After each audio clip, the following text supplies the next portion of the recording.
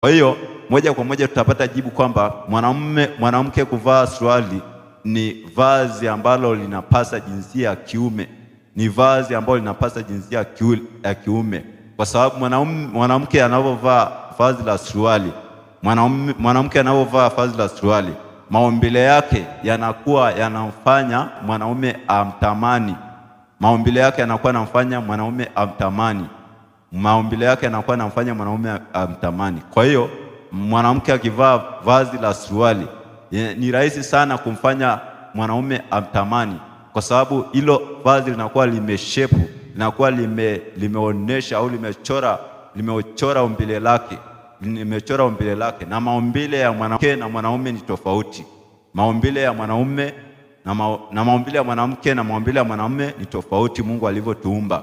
Kwa hiyo kama nilivyosema kwamba maumbile ya mwanamke kuwa yanamfanya mwanaume amtamani zaidi ya vile maumbile ya mwanaume alivyo, zaidi ya vile mwanaume.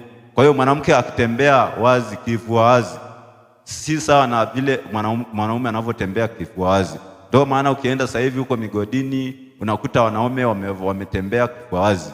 Sasa haimaanishi kwamba mwanaume kutembea kifua wazi ndio amevaa mavazi ya kujistiri, hapana. Lakini tunavyokuja kuangalia katika mazingira ya kawaida, tunaona kwa watu ambao hawajaokoka, tunaona kwa watu ambao pia hawajapata neema wokovu, tunaona kwamba ni ngumu sana kukuta mwanamke anatembea kifua wazi.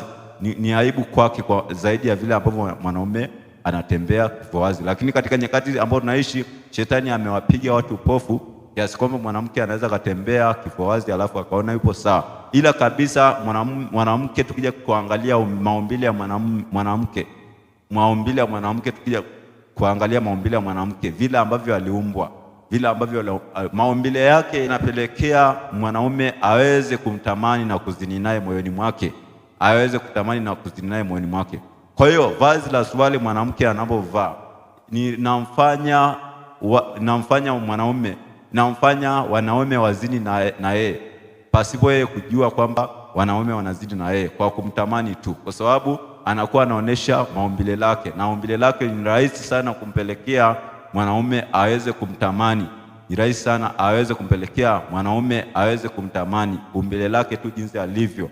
Kwa hiyo tunaangalia, kwa hiyo jibu rahisi ni kwamba mwanamke kuvaa vazi la suruali ni machukizo mbele za Mungu, kwa sababu vazi la suruali alipasi jinsia ya kike, na wala hakuna vazi la kike, na wala hakuna suruali za kike, na wala kuna suruali ambalo